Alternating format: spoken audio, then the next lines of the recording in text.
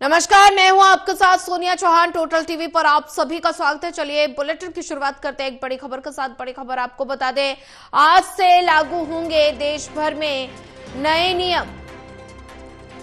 Tax से लेकर banking sector में बदलाव। अब तक 12 लाख रुपए तक की कमाई पर कोई टैक्स नहीं देना होगा। बड़ी जानकारी। नौकरी पेशा लोगों को मिलेगा 75,000 रुपए का अतिरिक्त फायदा।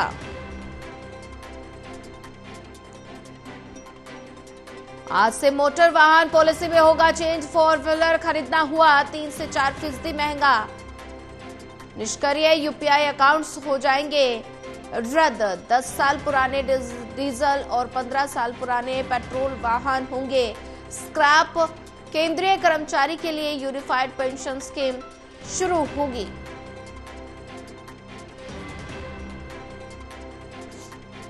आज से लागू होंगे देश भर के कई नए नियम। टैक्स से लेकर बैंकिंग सेक्टर तक में बदलाव। अब तक 12 लाख रुपए तक की कमाई पर कोई टैक्स नहीं देना होगा। नौकरी पेशा लोगों को मिलेगा 75,000 रुपए का अतिरिक्त फायदा।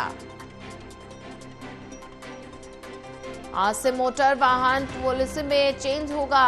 4 व्हीलर खरीदना हुआ 3 से 4% महंगा। निष्क्रिय यूपीआई अकाउंट्स रद्द हो जाएंगे। 10 साल पुराने और 15 साल पुराने पेट्रोल वाहन होंगे स्क्रैप। केंद्रीय कर्मचारियों के लिए यूनिफाइड पेंशन स्कीम शुरू होगी।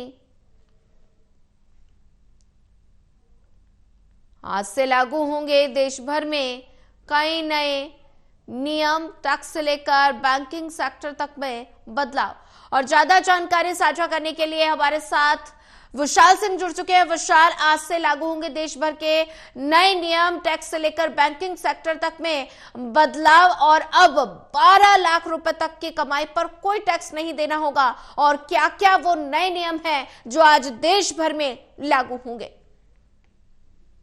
जी देखिए, बिल्कुल आज नया वित्तीय वर्ष शुरू हो रहा है और उसी के मद्देनजर काफी पुराने मौजूदा नियम है उनमें बदलाव के नए नियम भी जो है दिल्ली समेत देश भर में लागू।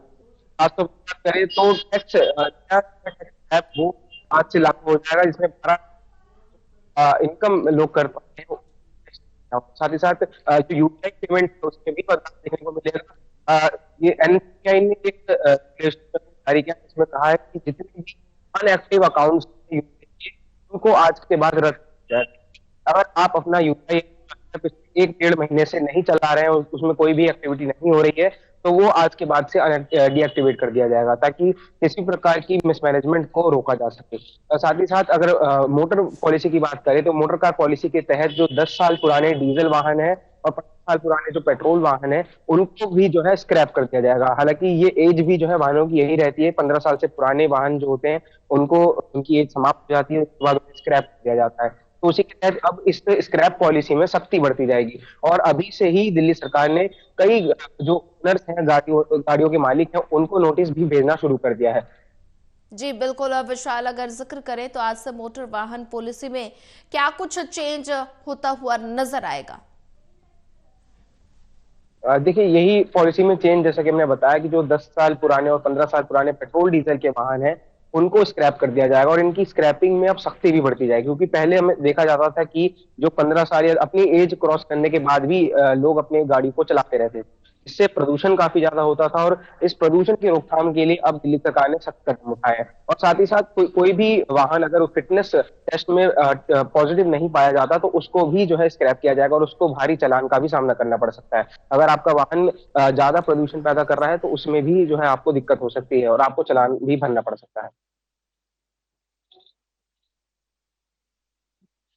व्हीलर खरीदना अब 3 से 4% महंगा हो जाएगा और ऐसे में निष्क्रिय यूपीआई अकाउंट्स जो है वो रद्द हो जाएंगे। और बात की जाए तो 10 से जो 15 साल पुराने पेट्रोल वाहन हैं वो स्क्रैप होंगे।